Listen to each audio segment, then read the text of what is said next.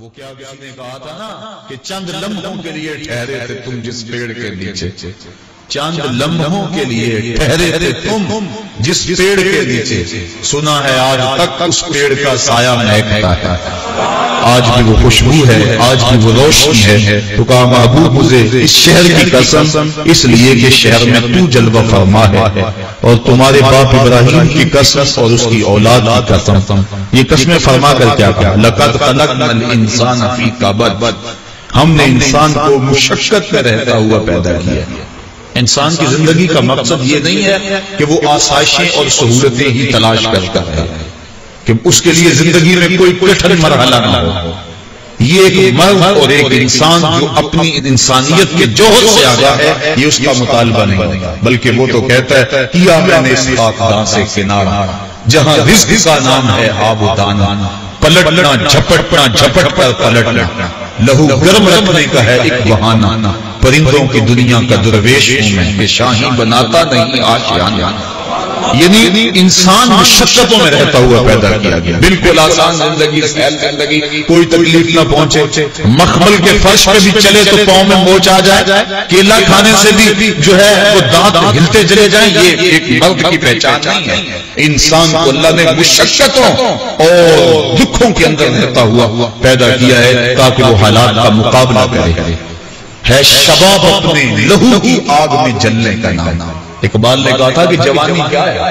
کسی چوک اور موڑ پہ کھڑا ہونے کا نام جوانی ہے، اپنی خواہشات میں اسیر ہو جانے کا نام جوانی ہے، اپنے سفلی جذبات کی تسکین کی راہیں تلاش کرنے کا نام جوانی ہے۔ تو اقبال کہتا ہو بتاؤ جوانی کیا ہے؟ شباب اپنے لہو کی آگ میں جلنے کا نام۔ تو انسان مشکلوں کے پردے میں رہتا ہوا پیدا کیا گیا ہے، اس کو آسانیاں، اس کو راسانیاں، یہ تو شاہین ہے اور پہاڑوں کی چٹانوں پہ اس کے بسیرے ہیں، لہذا یہ قسمیں فرما کر کہا۔ اور قسم مکے کی کیوں فرمائی؟ شہر محبوب کی قسم کیوں فرمائی؟ اس لیے کہ اس شہر میں حضور نے پتھر کھائے تھے، اس شہر کے اندر گڑے کھودے تھے، اس شہر کے اندر اجڑیاں ڈالی گئی تھی، اس شہر کے اندر حضور علیہ السلام کے اوپر کوڑے ڈالے گئے، اس لیے کہا محبوب اس شہر کی قسم، جس شہر میں تم نے دکھ سہے، جس شہر کے اندر تم نے تکلیف سہی، کھدے ہوئے گڑے، بچھے ہوئے کانٹے، راستوں کی تکلیفیں تم نے سہی اور ہنس کے سہی، میرے نام پہ سہی۔ محبوب اس شہر کی قسم، ہم نے انسان کو آسائشوں میں رہتا ہوا نہیں بلکہ دکھوں کے ساتھ ٹکراتا ہوا پیدا کیا۔ وہ حالات کے جبر کا مقابلہ کرتا ہے، وہ کشمکش کے اندر کود جاتا ہے، وہ ہنگامہ خیر شر کے اندر ایک موتی بن کے نکلتا ہے۔ وہ آسان زندگی کا متلاشی نہیں ہے بلکہ محبوب تیرے شہر کی قسم، جس شہر میں تیرے بسیرے ہیں، جس شہر کے اندر محبوب تجھے کپڑے ڈال کے پاؤ دیے گئے، جس شہر کے اندر دکھ پہنچائے گئے، اس شہر کی قسم انسان کو مشقتوں میں اور تکلیفوں میں رہتا ہوا پیدا کیا گیا ہے۔ تمام عمر طوفان سے کھیلتے گزری، تمام عمر طوفان سے کھیلتے گزری، نیا کے ڈوبنے کا ڈر بھی رہا۔ یہ ہے زندگی ایک مومن، یہ نہیں ہے کہ وہ ہر وقت پھولوں کی سیج پہ لیٹا رہے۔ مجھے ایک واقعہ یاد آیا، تو ایک بادشاہ تھا نا، وہ پھولوں کی سیج پہ لیٹا کرتا تھا، لونڈی اس کے لیے روزانہ سیج بچھایا کرتی تھی، بوڑھی ہو گئی۔ ایک دن وہ سیج بچھا کر خیال آیا اس کے دل میں کہ بادشاہ روزانہ ان پھولوں پہ سوتا ہے، پتہ نہیں کیا لطف ہوگا ان پھولوں پہ سونے کا، میں بھی تو کمر سیدھی کر کے دیکھوں کیا لطف ہے ان پھولوں پہ سونے کا۔ ساری زندگی وہ بادشاہ کے لیے سیج سجاتی رہی، آج سیج تیار کر کے ایک لمحے کے لیے لیٹی، سارے دن کی تھکی ہوئی تھی، آنکھ لگ گئی۔ بادشاہ جب اپنے کمرے میں داخل ہوا، دیکھا کہ اس کی سیج پہ ایک لونڈی لیٹی ہوئی، اس نے فوراً تالی بجائی، وہ دام حاضر، کہا اس کو پکڑو اور الٹا لٹکا دو، اتنا مارو کہ اس کی جان نکل جائے، تاکہ باقیوں کو عبرت ہو جائے کہ بادشاہوں کی سیج کتنی مقدس ہوتی ہے۔ ایک لونڈی کو یہ جرأت کہ وہ بادشاہ کی سیج کے اوپر سوئے، اس لونڈی کو پکڑا، الٹا لٹکا کے جلاد کوڑے مارنے شروع کر دیے۔ جب کوڑا لگتا ہے وہ چیختی ہے، اچانک چیختے چیختے اس نے ہنسنا شروع کر دیا۔ بادشاہ نے کہا رک جاؤ، اس لونڈی کو پوچھو روتی کی ہے، اسے یہ بھی پوچھو ہنستی کی ہے۔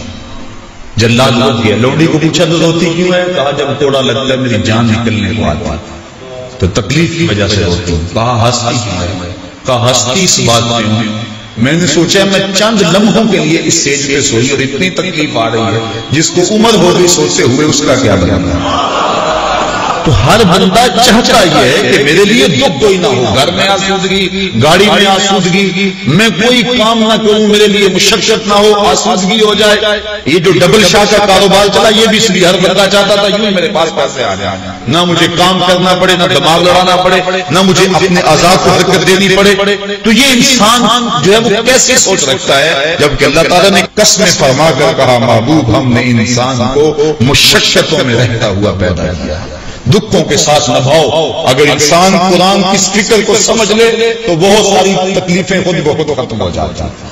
غربت، دکھ، بیماری، انسان لڑتا تو رہتا ہے لیکن شاشی رہتا ہے، یہ میرے لیے یہ میرے لیے یہ، اور اس لیے انسان ایک تو تکلیف آ گئی، دوسرا جو ہے اس کو ایک اذیت بن گئی کہ یہ میرے لیے کیوں ہے۔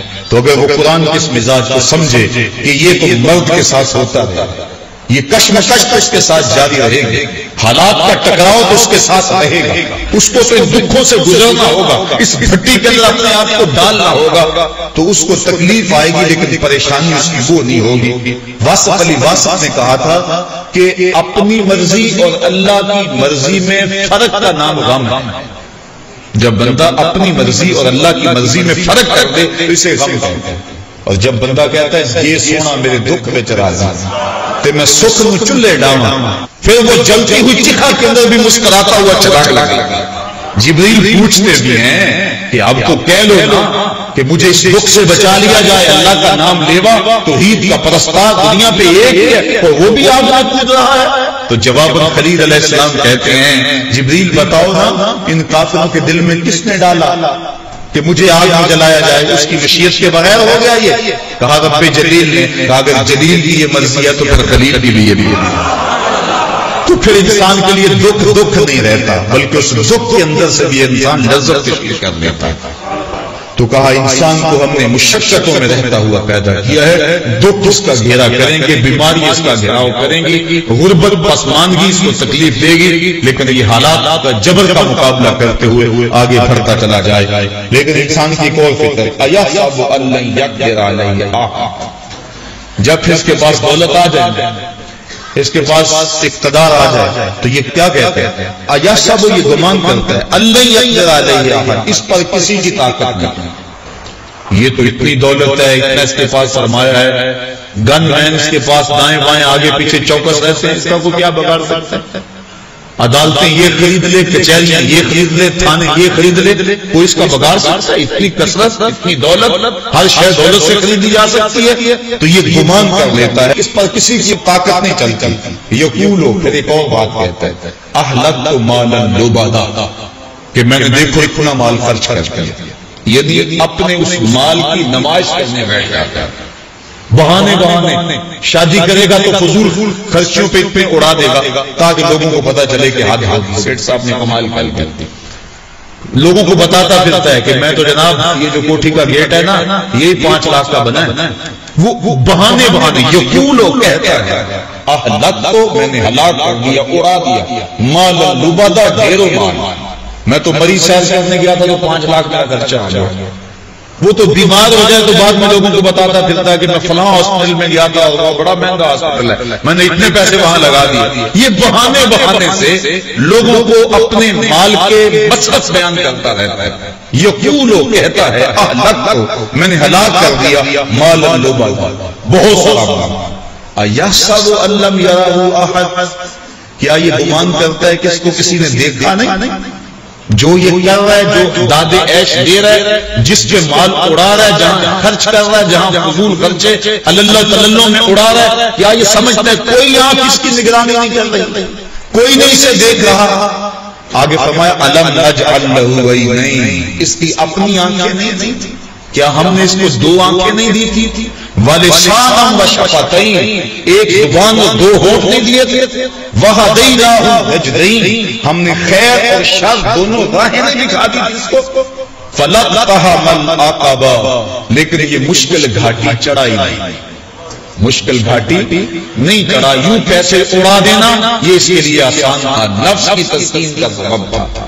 مری جا کے 5 لاکھ خرچ کرانا یہ تسکین کا سبب تھا اس کے لیے، اس کا نفس خوش ہوتا تھا۔ یہ فضول خرچیوں کے اندر اعلیٰ عہدیداروں کی دعوت کر کے اور ڈھینگے مارتا ہے کہ اتنے اتنے لوگوں سے میرے تعلق ہیں اور لاکھوں روپے خرچ کر دیے دعوت میں، اس پر اس کے نفس کو تسکین ہوتی تھی۔ لیکن کہا جو مشکل گھاٹی ہے اس میں نفس کو تسکین نہیں، روح کے قرار کا سبب ہے، لیکن یہ اس گھاٹی پہ نہیں چاہیے۔ وہ کیا گھاٹی ہے؟ مشکل گھاٹی کیا ہے؟ قرآن نے بیان آگے فرمایا وما ادراک ما العقبہ، تجھے کیا پتا کہ مشکل گھاٹی کیا ہے؟ آگے فرمایا فک الرقبہ، وہ کسی پھنسے ہوئے کی گردن کو چھڑانا، کسی دکھیے کے کام آ جاتا۔ یہ جو 5 لاکھ مری میں اڑایا ہے اس کی بجائے بہتر نہیں تھا کہ یتیم بچیوں کی شادی کر دیتا؟ یہ تیرے لیے نہیں تھا وہ بوڑھے باپ جن کی بیٹیاں ان کی دہلیز پہ جوان بیٹھ رہی ہیں اور کوئی ان کا رشتہ قبول نہیں کرتا کہ ان کے پاس دینے کے لیے جہیز موجود نہیں ہے، تو چپکے سے جا کر رات کے اندھیرے کے اندر ان کی مٹھی کے اندر یہ 5 لاکھ روپیہ دے آتا اور اسے یہ بھی تاکید کرتا کسی کو خبر بھی نہ ہونے پائے، تو تیری روح کو تسکین نہ نصیب ہوتی۔ لیکن یہ مشکل گھاٹی تھی، تو ایسا عادی ہو گیا انسان، تو عید کے موقع پہ کسی کو آٹے کی بوری بھی دینے لگتا ہے تو 7 اخباروں کے فوٹوگرافروں کو بلا لیتا ہے اور کہتا ہے میں دینے لگا ہوں اس کو عید پیکج اور یہ میری تصویر 7 اخباروں میں چھپنی چاہیے۔ تو اس طرح عادی ہو گیا، غریب کی غربت کا تماشا تو دیکھتا ہے اور اس کا اشتہار لگاتا ہے، تو بھول گیا ہے ان دکھیوں کو، ان پریشان حالوں کو۔ تو جو ہے وہ امیر لوگوں کی افطاری کر کے فضول خرچیاں کرتا ہے، لیکن کبھی تم نے غریبوں کو بھی پوچھا کہ تمہارے گھروں میں نان شبینہ بھی ہے یا کیا؟ تم نے کبھی ان کو بھی پوچھا کہ جو کھجور کو چوس کے روزہ افطار کرتے ہیں اور سحری کے وقت بھی خشک روٹی سے روزہ رکھ لیتے ہیں اور سارا دن تڑپتے ہیں، ان کا بھی کبھی حال پوچھا ہوتا؟ اور تو اگر اپنی ذاتی خواہش کی بجائے ان لوگوں تک یہ مال پہنچایا ہوتا تو یقیناً یہ گھاٹی تھی تو مشکل، لیکن اس سے برکتیں بہت ساری وابستہ تھی۔ کہا وہ مشکل گھاٹی کیا تھی؟ فک الرقبہ، کسی بندے کی گردن چھڑانا، او اطعام فی یوم ذی مسغبہ، یا بھوک کے دن کھانا کھلانا، یعنی جب خوشحالی کے دن ہو، قحط نہ ہو تو کسی کو کھانا کھلا دینا یہ اتنا مشکل نہیں ہے، لیکن جب خود انسان کو اپنے لیے پریشانی بنی ہوئی ہو، قحط کے دن ہو، تو پھر کسی کو کھلانا یہ ایثار ہے اور یہ بہت بڑی نیکی ہے۔ یتیماً ذا مقربہ، کسی یتیم کو، کس یتیم کو؟ جو قریبی ہو۔ دور کے یتیم کی بھی ترغیب ہے شریعت میں، لیکن یہاں قریبی یتیم کا تذکرہ اس لیے کیا گیا کہ پیچھے کہا گیا یہ مشکل گھاٹی ہے، اس لیے انسان اپنے قریبی یتیموں کی جب مدد کرتا ہے، بھتیجوں کی، بھانجوں کی، تو اس میں معاشرے میں سے اسے داد نہیں ملتی۔ سارے کہتے ہیں کہ اپنوں کے ساتھ ہی کر رہا ہے، لہذا انسان ان کو تو بعض کا نظر انداز کر دیتا ہے اور دوسروں کی مدد کر کے داد لیتا ہے، وصول کرتا ہے۔ اس لیے کہا مشکل گھاٹی یہ تھی جو قریبی رشتہ دار تھے، غریب اور یتیم جو تھے ان کی مدد کرتا تاکہ تیرے نفس کو بھی شاک ہوتا اور اس پہ جو ہے وہ تیری قبولیت بھی ہوتی۔ او مسکین ذا متربہ، یا ایسے مسکین جو خاک آلودہ ہیں۔ ایک تو وہ مسکین ہے کہ اگر ان کو خیرات دی جائے وہ تمہاری سخاوت کا ڈنڈورا پیٹیں گے، لیکن یہ وہ ایسے مسکین ہیں کہ ذا متربہ، جو مٹی سے ملے ہوئے، ایسے ان کی خستہ حالت، اگر تم چپکے سے جا کے ان کو خیرات دے آؤ گے تو وہ تمہاری سخاوت کا ڈنڈورا نہیں پیٹیں گے، لہذا اس کی طرف انسان مائل نہیں ہوتا بلکہ اس سمت مائل ہوتا ہے جہاں اس کا اشتہار لگنا ہو۔ تو کہا کہ مشکل گھاٹی یہ ہے، یتیماً ذا مقربہ اور مسکیناً ذا متربہ، خاک نشین مسکین کو، ثم کان من الذین آمنوا، اور پھر وہ لوگ جو ایمان لائے، وتواصوا بالصبر وتواصوا بالمرحمہ، آپس میں وہ صبر کی وصیتیں کرتے ہیں اور ایک دوسرے پر مہربانی کرنے کی وصیتیں کرتے ہیں۔ معاشرے میں 2 ہی طبقے، ایک طبقہ خوشحال اور ایک طبقہ بدحال، دونوں کی ذمہ داری اس آیت کے اندر بیان کرتی ہے۔ جو بدحال طبقہ ہے، دکھی طبقہ ہے، بیمار طبقہ ہے، غربت کی چکی میں پسنے والا ہے، اذیت میں مبتلا ہے، مظلوم طبقہ ہے، اس طبقے کی راہ ہے کہ صبر کر، صبر کے بدلے میں اللہ نے اجر رکھا۔ آقا کریم کی خدمت میں ایک بری حالت ہوئی، عرض کی حضور مجھے مرگی کے دورے پڑتے ہیں اور جب مجھے دورہ پڑتا ہے تو میں گر پڑتی ہوں، سطر بھی کھل جاتا ہے، اور بڑی پریشانی ہوتی ہے، میرے لیے دعا کریں کہ مجھے اس مرض سے نجات مل جائے۔ آقا کریم نے فرمایا اگر تو کہے تو میں دعا کر دیتا ہوں، اور اگر تو صبر کرے تو اللہ جنت عطا فرمائے گا۔ اللہ اکبر۔ اب وہ عورت کیا کہنے لگی؟ کہا حضور مجھے جنت والا سودا قبول ہے، میں صبر کر دیتی ہوں، یہ 4 دن کی زندگی ہے، دوروں میں گزر جائے گی، کوئی بات نہیں، لیکن اتنی مہربانی تو فرما دیں کہ جب میں گروں تو میرا سطر نہ کھلا، دورے ضرور پڑے لیکن میں عورت ذات ہوں، سطر نہ کھلے، یہ میرے لیے باعث شرمندگی۔ تو آقا کریم نے اس کے لیے دعا فرما دی۔ جب وہ مرگی کے دورے سے گرتی تھی تو اس کا سطر محفوظ رہتا تھا، لیکن اس کو مرگی کے دورے مسلسل پڑتے تھے تو مومن کو جو کانٹا بھی چبھتا ہے اللہ اس کے بدلے میں بھی اس کو جنت عطا فرماتا ہے۔ ترغیب دی گئی ان لوگوں کو جو دکھ میں مبتلا ہے، جو مصیبت میں مبتلا ہے، جو بیچارے معاشی بدحالی میں مبتلا ہے، پریشانی اور دکھ میں مبتلا ہیں، ان کو کہا تم صبر کر کے دیکھو۔ اور دوسرا طبقہ خوشحال طبقہ، بیماروں کو کہا صبر کرو، اور ڈاکٹروں کو کہا تم رحم کھاؤ ان پہ، تم چھری تیز کر کے ان کی کھال نہ ادھیڑو، اگر تم ان کی جگہ ہوتے تو کیا ہوتا، لہذا تم ان پہ رحم کھاؤ۔ عمراء کو کہا گیا کہ تمہیں سرخاب کے پر تو نہیں لگے ہوئے تھے کہ تمہاری جھولی میں دولت زیادہ آ گئی، پڑھے لکھے سمجھدار دانا بینا غربت کی چکی میں پس رہے ہیں، اور تمہیں اگر دولت زیادہ دے دی گئی تو اس کو اپنی دانائی شمار نہ کریں، تمہارے جیسے دانا گلیوں میں رول رہے ہیں، تم اپنی محنت پہ اس پہ مثال نہ دیں، تمہاں سے زیادہ محنت کرنے والے یہاں نہیں پہنچ پائے جہاں تم موجود ہو۔ اس لیے ان کو کہا کہ ان کے حصے کا جو رزق ہے وہ بھی ہم نے تمہاری جھولی میں ڈال دیا تاکہ تمہیں ثواب ملے، اور تم ان کو ڈھونڈو، ان کو تلاش کرو، اور ان کو خیرات کر کے ان کی دعائیں بھی لو اور اللہ کے کرم کے حقدار بن جاؤ۔ ایک طبقے کو کہا صبر کر کے دکھائے، اور دوسرے طبقے کو کہا کہ تم رحم کرو تاکہ ایک صبر کر کے اجر پائیں، ایک رحم کر کے اجر پائیں، اور حضور کی ساری امت اللہ کی رحمتوں کی حقدار بن جائے۔